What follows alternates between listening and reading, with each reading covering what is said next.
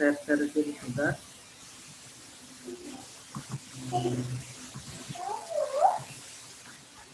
Sudah terlihat di sini konsep, sasaran, dan perkembangan akuntabilitas pendidikan, hakikat dan konsep education, learning, and schooling.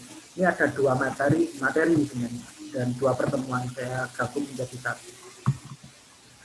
Apa itu pengertian akuntabilitas? Akuntabilitas ini merujuk pada kewajiban setiap individu, kelompok, institusi, organisasi untuk memenuhi tanggung jawabnya yang menjadi amanahnya, yaitu menjamin terwujudnya nilai-nilai publik. Maksudnya nih, halo, masih kan duet.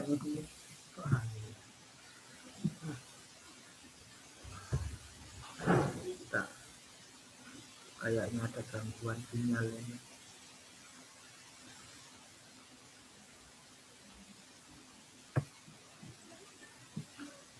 Saya perbaiki dulu sinyalnya.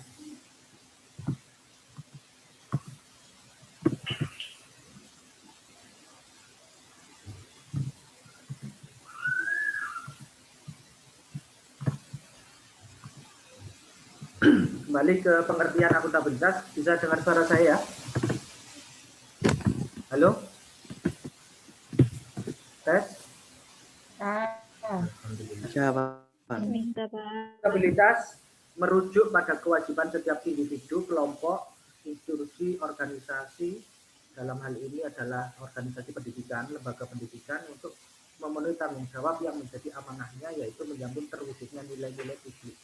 Apa makna nilai-nilai publik? Nilai-nilai publik ini adalah harapan yang diinginkan oleh customer atau pengguna. Kalau dalam sebuah perusahaan ya customer, konsumen. Tapi karena kita adalah lembaga pendidikan, ya tentu para wali murid, pengguna jasa kita sebagai pemimpin sebuah lembaga pendidikan. Jadi akuntabilitas ini sebenarnya adalah laporan yang tertulis untuk ke konsumen atau ke publik atau secara eksternal, tanggung jawab nilai-nilai transparansi anggaran, kegiatan, dan sebagainya itu kepada orang luar atau eksternal. Ada lagi sebenarnya tanggung jawab secara internal. Itu ada namanya, istilahnya itu tanggung jawab internal itu responsibilitas. Itu tanggung jawab secara internal. Nah, kita ini akuntabilitasnya dari kita. 5 aspek penting dalam akuntabilitas. Yang pertama yaitu akuntabilitas adalah sebuah hubungan, atau accountability is a relationship. Jadi hubungan antara pengguna jasa pendidikan, dalam hal ini wali murid itu sendiri, dan pengelola pendidikan. Insya Allah sampai ini calon-calon pengelola pendidikan, kepala sekolah, kepala madrasah, perguruan tinggi, dan sebagainya. Yang kedua, akuntabilitas berorientasi pada hasil. Itu maknanya bahwasanya tanggung jawab keluaran atau tanggung jawab yang harus diberikan oleh seorang lembaga pendidikan itu menghasilkan output atau keluaran yang berhasil, yang sempurna, atau misalnya produknya ini yang baik. Nah, kalau produk pendidikan adalah ya tentu murid yang berprestasi, mahasiswa yang berprestasi, mahasiswa dengan nilai yang baik, itu namanya akuntabilitas berorientasi pada hasil. Akuntabilitas membutuhkan adanya laporan jelas. Jadi setiap apa yang kita lakukan dalam apapun itu harus ada laporan tertulis. Tidak bisa hanya kata-kata saja, hanya saya pernah melakukan ini, mana buktinya? Harus ada bukti laporannya, kegiatannya itu secara teks, secara tertulis. Akuntabilitas memerlukan konsekuensi. Ini maknanya adalah bahwasanya kalau pertanggungjawaban itu baik, akan mendapatkan konsekuensi yang baik pula. Kalau pertanggungjawabannya itu kurang baik, konsekuensinya juga tidak baik pula. Itu sudah hukum alamnya itu. Yang kelima, akuntabilitas memperbaiki kinerja. Maknanya adalah bahwasanya tujuan akuntability ini atau akuntabilitas ini adalah memperbaiki kinerja apa yang sudah dilakukan, bukan untuk menghakimi atau untuk menjudge ya ini kinerjanya tidak baik dan sebagainya, bukan, tetapi untuk terus perbaikan ke depan agar apa yang sudah dilakukan ini, yang tahun kemarin sudah dilakukan itu terus perbaikan. Berikutnya lingkup akuntabilitas. Yang pertama, pertanggungjawaban administrasi dan organisasi. Tentu tadi sama dengan 5 aspek akuntabilitas tadi. Pertanggungjawaban legal, pertanggungjawaban politik, pertanggungjawaban profesi, dan pertanggungjawaban moral. Nah, pertanggungjawaban moral ini yang pula punya nilai konsekuensi yang tidak mudah. Misalnya seorang guru, tanggung jawab moralnya apa untuk mengajarkan pada muridnya. Tanggung jawab seorang kepala sekolah, tanggung jawab moralnya bagaimana. Bahwasanya ini bisa diketahui pada dirinya pribadi. Sudah benarkah melakukan yang sudah ditanggung jawabkan, yang sudah dipercayakan itu. Itu ditanya dalam dirinya pribadi. Makanya kalau dalam instrumen akreditasi itu sebelumnya itu melaksanakan DS namanya. Nah, kalau di sekolah evaluasi diri sekolah itu melakukan evaluasi diri untuk menilai pribadi-pribadinya sebelum dinilai oleh asesor. Berikutnya tingkatan dalam akuntabilitas. Yang paling bawah akuntabilitas personal. Ini hampir sama sebenarnya dengan akuntabilitas individu. Tapi secara personal ini maknanya adalah bahwasanya akuntabilitas ini yang menilai itu diri kita pribadi. Kalau akuntabilitas individu ini yang menilai diri kita itu orang lain tentang diri kita atau organisasi kita. Berikutnya akuntabilitas kelompok, tentu kelompok-kelompok. Akuntabilitas organisasi, lembaga kita. Akuntabilitas stakeholder lebih luas lagi, orang-orang yang berkecimpung yang memangku kepentingan di sebuah lembaga. Lanjut ke dimensi mekanisme akuntabilitas. Akuntabilitas kejujuran dan hukum, akuntabilitas proses, akuntabilitas program, akuntabilitas kebijakan dan finansial. Tetapi kebanyakan akuntabilitas yang dilakukan atau parameter tolak ukurnya di sebuah lembaga pendidikan yang baik itu kebanyakan di akuntabilitas finansial, karena pengeluaran, pendapatan, pemasukan uang itu perlu dipertanggungjawabkan. Yang lain ini biasanya kurang. Jujuran dan hukum ini masih ada sesuatu yang melanggar, biasanya nggak jujur, misalnya proses bisa saja tidak sesuai dengan apa yang sudah diagendakan, begitu juga program dan kebijakan. Tapi kalau akuntabilitas finansial ini itu biasa dilakukan oleh sebuah lembaga. Itu pun kadang ada rekayasa, biasa itu ada gimana ya caranya mengakali ya, biasanya begitu. Tetapi kalau saya berprinsip ada gium orang Jawa, ngono ya ngono mek aja ngono. Apa maknanya? Bahwasanya kita melaporkan sesuatu mungkin ada sedikit rekayasa, tetapi jangan semena-mena, jangan sebegitunya atau seenaknya sendiri. Harus memang benar-benar kita lakukan walaupun belum maksimal itu misalnya. Langkah-langkah menciptakan framework akuntabilitas. Ini yang paling utama kita lakukan adalah menentukan tujuan dan tanggung jawab. Setelah itu direncanakan apa yang akan dilakukan untuk mencapai tujuan yang sudah ditentukan tersebut. Berikutnya melakukan implementasi atau monitoring, berikan laporan secara lengkap, baru melakukan evaluasi untuk perbaikan, dan berikutnya begitu seterusnya. Ini namanya sistemnya begitu. Akuntabilitas dalam konteks ini sudah memasuki teori ya, teori tokoh fraud dan perilaku korupsi. Bahwasanya ini untuk menghindari perilaku korupsi.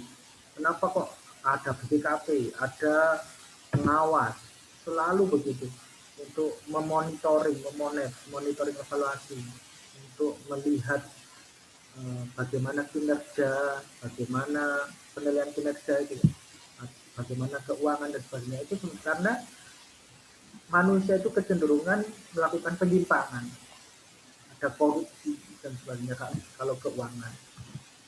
Nah, di sisi lain ini menggunakan sumber daya milik negara atau anggaran negara.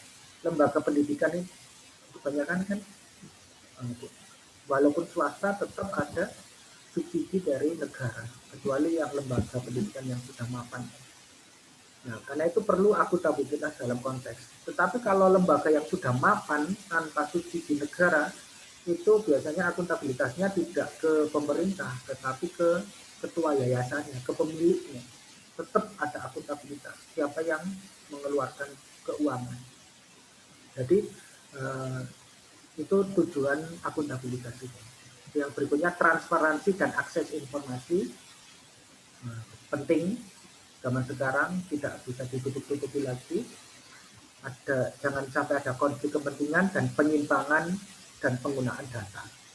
Itu akuntabilitas dalam konteks yang hakikat yang kenapa kok perlu nilai-nilai akuntabilitas. Adapun nilai-nilai dasar akuntabilitas dalam menciptakan lingkungan kerja yang akuntabel, yang pertama kepemimpinan, transparansi, sudah paham semua insya Allah ya, integritas, makanya seorang pemimpin itu harus memiliki rasa tanggung jawab tinggi, keadilan, kepercayaan, keseimbangan, kejelasan, konsistensi, dan profesional. Ini ciri-ciri orang yang akuntabel itu. Ini kan bersifat positif semua. Kalau lembaga pendidikan yang tidak profesional, tidak jelas, tidak seimbang, tidak terpercaya, tidak adil, tidak bertanggung jawab, tidak memiliki integritas, tidak transparan, tentu lama-lama ya akan tidak baik untuk kedepannya. Dan dipastikan itu mutu pendidikannya juga rendah. Biasanya itu masih mengelola pendidikan secara tradisional. Dan ini praktek mekanisme akuntabilitas birokrasi di Indonesia. Ada LAKIT itu laporan akuntabilitas internal. Ini ada aplikasinya. Gitu. Berikutnya pengembangan mekanisme akuntabilitas itu tujuannya untuk kejelasan tugas dan peran. Bagaimana seorang manajer itu melaksanakan peran dan tugasnya. Hasil akhir yang spesifik, yang khusus, yang jelas.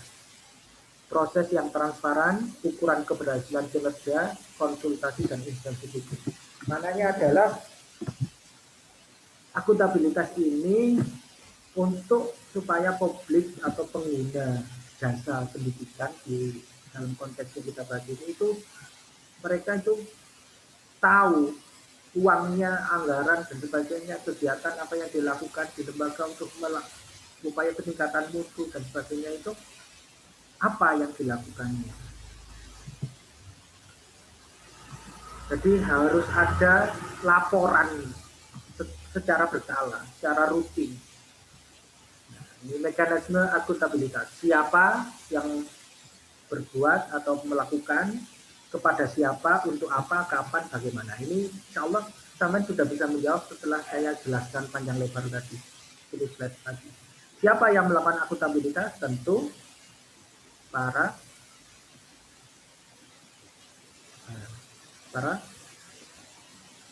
orang-orang yang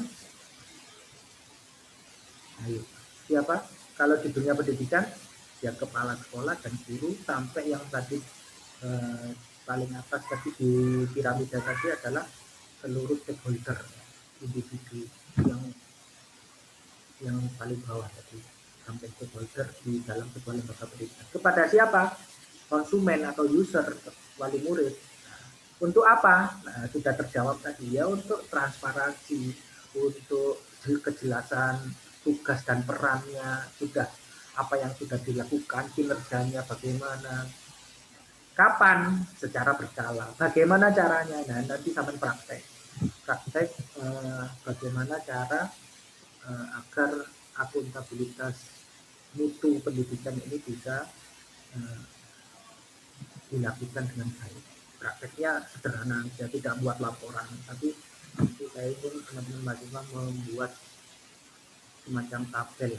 Nanti saya jelaskan di akhir presentasi. Faktor-faktor penentu keberhasilan pencegahan praktek kecurangan. Ini potensi kecurangan itu kan sangat tinggi. Sebenarnya kalau teman-teman mahasiswa yang mungkin berkecimpung di dunia lembaga pendidikan pasti memahami potensi kecurangan, kesalahan yang dilakukan oleh pengelola pendidikan dalam hal ini. Itu pasti ada potensi ya. Nah, makanya potensi itu harus diperkecil, harus disedikitkan. Kalau dulu potensinya sampai 10-20% ya jadi 5%. Tetapi menurut saya hampir tidak mungkin bisa 0%. Karena kita ini adalah terbatas orang. Itu orang yang super, lembaga pendidikan ini yang hebat kalau memang akuntabilitasnya tidak ada kecurangan 0%. Kecurangan itu maksudnya itu rekayasa. Biasanya kan kita mengeluarkan anggaran lupa tiba-tiba tidak memakai kwitansi, artinya kita rekayasa kwitansi membuat sendiri. Ya kan begitu, itu sebenarnya praktek kesalahan itu, kecurangan gitu. Jadi komitmen itu harus dari top manajemen, pemimpinnya. Komitmen dari pemimpin secara top ke down ya. Bukan dari down ke top ya, bukan dari bawah ke atas, tapi pimpinan punya komitmen tinggi untuk membangun lingkungan organisasinya yang kondusif. Nah, kalau pemimpinnya itu hebat, insya Allah anak buahnya akan mengikuti hebat juga. Ada perekrutan dan promosi pegawai, ini pelatihan, penciptaan saluran komunikasi efektif, penegakan disiplin, menciptakan kerjasama. Ini kalau kerjasamanya baik, disininya baik, komunikasinya efektif, tentu praktek-praktek kecurangan itu bisa diminimalisir. Tetapi yang paling penting, karena kita ini lembaga pendidikan Islam atau kita manajemen pendidikan Islam, ya tentu kita memahami nilai-nilai spiritual, nilai-nilai ibadah. Kayak begini kita perkuliahan, walaupun tidak ada yang monitoring, tidak ada yang apa, sampean pun saya bebaskan sebenarnya. Sampai masuk Zoom atau tidak itu sebenarnya dalam tanda kutip ya, saya tidak peduli sebenarnya ini. Kalau mungkin dosen lain harus masuk misalnya, harus ini berapa persen, saya tidak terlalu memikirkan itu. Karena saya yakin niat kita itu ibadah, niat kuliah itu ibadah. Saya mengajar niatnya ibadah. Saya kalau orang nggak niat ya sudah, itu resikonya pribadinya masing-masing. Nah, nggak dapat ilmu manfaat ya terserah, nggak dapat keberkahan dari dosennya, dari gurunya, kan begitu, kan hukum alamnya begitu. Kalau kita benar-benar niat, ya insya Allah akan tembus, akan berhasil. Itu sudah rumus alam. Kita niatkan ini sambil kuliah sambil tidur-tiduran ya terserah, saya akan bebaskan begitu. Ya tergantung, semuanya tergantung pribadi masing-masing. Pernah saya diskusi sama beberapa dosen, Pak harus diabsen dengan baik satu persatu, ya terserah. Saya sudah, ini saya screenshot ini siapa yang masuk, kan terlihat. Nah, begitu. Ya, kan ini kepentingan kita pribadi. Perkuliahan itu kepentingan kita pribadi, kebutuhan kita. Jadi tanggung jawab diri kita. Kok sampai ke sini? Kita lanjutkan. Semua pengguna sesuai dengan aturan. Nah, ini biasanya menggunakan secara tanggung jawab, memelihara fasilitas secara benar dan bertanggung jawab. Nah, pemimpin yang seperti begini itu kadang-kadang dimusuhi loh teman-teman mahasiswa. Orang yang ini aturannya begini ya tetap begini, tetapi saya secara pribadi juga nggak terlalu setuju orang yang hanya mengandalkan aturan dan aturan. Karena kita itu manusia, bukan robot yang tersistem atau terinstal untuk sesuai dengan aturan. Kita kan ada nilai-nilai humanisme. Jadi tetap aturan ditegakkan, tetapi juga jangan melulu aturan. Kita ada nilai-nilai kemanusiaan yang perlu kita pertimbangkan. Misalnya ada teman mahasiswa tidak, ini contoh kuliah aja ya, tidak mengumpulkan soal UAS, saya kasih D pasti. Nah, ketika saya kasih D, mahasiswa itu diam saja, tidak mau berbuat apapun, ya sudah. Tetapi kalau dia mau memperbaiki dirinya, Pak, saya mau mengumpulkan tugas, saya mau memperbaiki, ya pasti paling tidak saya kasih D. Ada nilai-nilai kemanusiaan, tetapi kalau nilai sesuai prosedur, aturan itu nggak bisa, D sudah tidak dapat diperbaiki lagi. Nah, itu adalah nilai-nilai kemanusiaan. Kalau sistem itu nggak bisa. Kita lanjutkan. Akuntabilitas ini untuk penyimpanan dan penggunaan data informasi dari pemerintah. Karena kita adalah lembaga pendidikan, itu tidak lepas dari pemerintah yang mengelola lembaga pendidikan ini, yang pusatnya Kementerian Pendidikan dan Kebudayaan dan Kementerian Agama. Jadi organisasi itu punya kewajiban untuk melaporkan kepada pemerintah dan masyarakat. Nah, di sini untuk istilahnya transparansi. Informasi itu penting sebagai data yang disajikan atau dijelaskan terhadap sesuatu yang sudah terjadi, apa yang sedang terjadi atau dikerjakan, dan apa yang akan dilakukan. Jadi lembaga pendidikan itu jelas gitu, apa yang sudah dilakukan, apa yang sedang dikerjakan, apa yang akan dilakukan ke depan. Jadi kita belajar bersama-sama. Saya itu juga belajar bersama-sama sebagai seorang pendidik, misalnya dosen, apa yang sudah yang dilakukan buat perencanaan. Apa ini? Tolong dimut Mas Safi,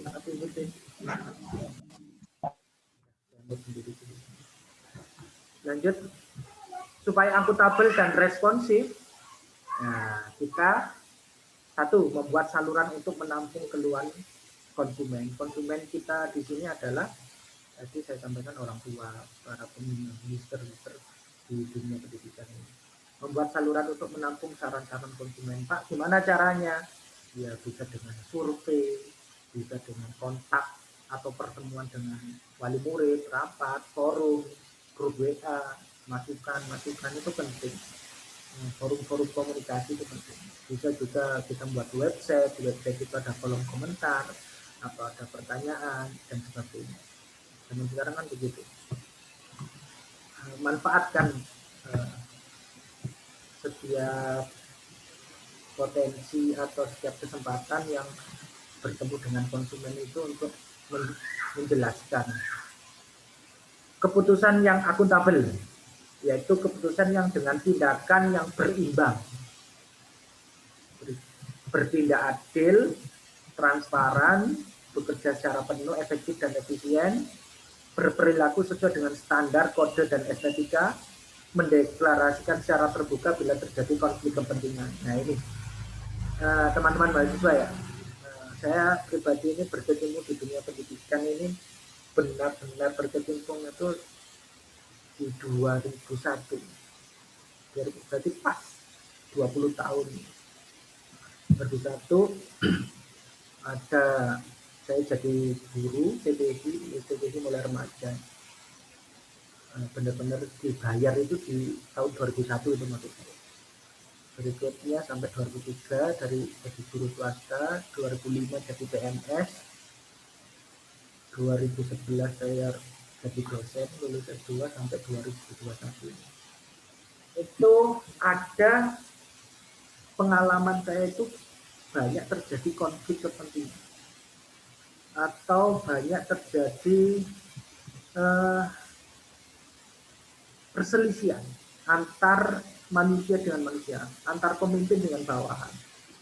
Dan akhirnya saya membuat kesimpulan bahwasanya konflik itu pasti selalu ada. tetapi tergantung pemimpinnya ini bijak apa tidak mengatasi konflik itu. Jadi sampean sebagai mahasiswa itu harus latihan mulai sekarang. Setiap permasalahan, konflik, apapun perselisihan, nggak usah dibawa emosi, nggak usah dipikirkan terlalu terus. Harus maksud saya nggak usah kepikiran sampai emosi gitu loh, sampai sampai kita sedih, down dan sebagainya. Jangan sampai seperti itu. Harus ada bagaimana solusinya. Terus kita ketika misalnya dijelekan orang, ya nggak usah marah, kita koreksi pribadi kita. Oh, kesalahan saya di sini. Nggak usah marah. Marah itu malah energi negatif pada diri kita keluar. Nggak usah. Buat apa marah? Rugi. Malah yang diri kita pribadi yang rugi. Jadi deklarasikan diri secara terbuka bahwasanya sampai ini adalah orang yang bijaksana. Dia apa-apakan orang terserah, yang penting sampai itu berbuat yang kebaikan. Ketika ada suatu masalah harus benar-benar dicari solusi yang efektif dan efisien, yang bekerja sesuai standar, kode dan etikanya, tidak bekerja di bawah standar. Lanjut, nah ini yang saya inginkan teman-teman mahasiswa mencari contoh kasus mengenai pelanggaran akuntabilitas. Coba cari di website aja atau di YouTube, cari ada pelanggaran akuntabilitas yang banyak terjadi di Indonesia ini. Tolong teman-teman mahasiswa identifikasi. Kebanyakan kan pelanggaran akuntabilitas itu misalnya ada kemarin itu di sebuah kabupaten kota, hampir seluruh kepala sekolahnya itu tertangkap oleh kejaksaan karena menyelewengkan dana bos. Nah, itu coba, itu kan salah satu pelanggaran akuntabilitas. Nah, itu coba nanti PR di rumah 1 minggu ini cari contoh kasus mengenai pelanggaran akuntabilitas di YouTube atau di web, terserah. Sampai copy, sampai berikan sumbernya dari mana itu, linknya tolong diberikan supaya bisa ada mengecek. Tujuannya untuk apa? Ini. Nah, nanti sampai buat tabel di sini. Masalahnya apa? Nah, sampai kan ada berita. Terus penyebabnya apa kira-kira? Terus yang sampai itu satu aja ya, satu permasalahan setiap mahasiswa satu ya. Terus solusi atau output hasil yang diinginkan bagaimana? Solusi yang sampai tawarkan bagaimana agar permasalahan itu tidak terjadi lagi di masa depan. Nah, perilaku yang akuntabel ini sikap yang beda dengan solusi ya. Ini perilaku ini tadi saya sampaikan di atas, tadi ada integritas, ada tanggung jawab, ada disiplin, ada apa sebagainya tadi. Itu masuk di kategori bagaimana. Itu sampai tulis di tabel ini. Itu sampai sini tentang akuntabilitas. Ada yang ditanyakan? 40 menit ini sudah. Dari TV bisa Pak ya? Dari televisi. Berita di TV. Oh, boleh. Tapi dari televisi itu kan nggak kita nggak kerekod. Dari YouTube aja. Maksudnya misalnya saya mau konfirmasi itu loh, televisi kan selesai kan. Kalau YouTube kan ada link YouTube-nya gitu loh maksud saya. Jadi bisa saya konfirmasi, oh ini linknya, saya lihat, oh benar videonya ini. Terus kalau dari website kan ada linknya. Kalau dari televisi kan selesai, beritanya selesai. Kecuali diupload di YouTube. Gitu. Paham ya? Gampang kok. Ini gunanya untuk apa? Sampai ini untuk melatih daya nalarnya, berpikir kritis. Terus itu kan sebuah peristiwa itu kan sebagai ibroh bagi kita, hikmah. Jangan sampai suatu ketika kita diberi amanah atau apa, atau punya kesempatan untuk itu melakukan sesuatu seperti itu, pelanggaran akuntabilitas seperti itu. Paham ya? Jadi saya inginkan mahasiswa nanti buat tabel begini, judul konteksnya apa, terus tolong dikasih linknya, di copy aja linknya itu untuk konfirmasi aja. Nah, masalahnya apa, penyebabnya apa, solusi yang sampai tawarkan apa, output hasilnya ini jelaskan. Ini jelaskan sampai mengarang indah aja. 1 lembar kertas cukup. Ini karya-karya mahasiswa nanti akan saya jadikan satu, saya combine jadi PDF, saya combine, saya jadikan bukti mahasiswa mampu memberikan solusi efektif dalam rangka akuntabilitas penindakan mutu pendidikan ya, khususnya di dunia pendidikan loh ya, jangan di yang lain. Tadi kan saya contohkan pelanggaran penggunaan BOS ya, di dunia pendidikan aja, yang hubungannya dengan akuntabilitas. Karena kita ini manajemen mutu yang saya fokuskan di dunia pendidikan, tidak di dunia pemerintahan, ekonomi atau yang lain, politik apalagi. Itu boleh tanya, boleh saya diberhentikan loh ya, Pak tanya gitu ya. Terkait materi learning, education, and schooling, ini sebenarnya hanya istilah saja. Learning, the cognitive process of acquiring new skills or knowledge. Ya, apa maknanya? Proses pembelajaran ya, learning pembelajaran, proses kognitif untuk memperoleh keterampilan atau pengetahuan baru. Sedangkan pendidikan, pengetahuan yang diperoleh melalui pembelajaran yang formal. Sekolah, proses pendidikan formal di sekolah. Nah, jadi perbedaan antara pembelajaran pendidikan dan sekolah ini lebih luas ya. Jadi kalau kita pembelajaran ini lebih umum, lebih luas, lebih mengerucut lagi di dunia pendidikan. Pendidikan itu harus di formal. Kalau pembelajaran dimanapun bisa kita lakukan. Sekolah lebih khusus lagi, harus di ruangan, gedung, kelas tertentu. Itu sebenarnya intinya, tetapi tetap proses untuk memperoleh pengetahuan baru. Itu sedikit dari saya.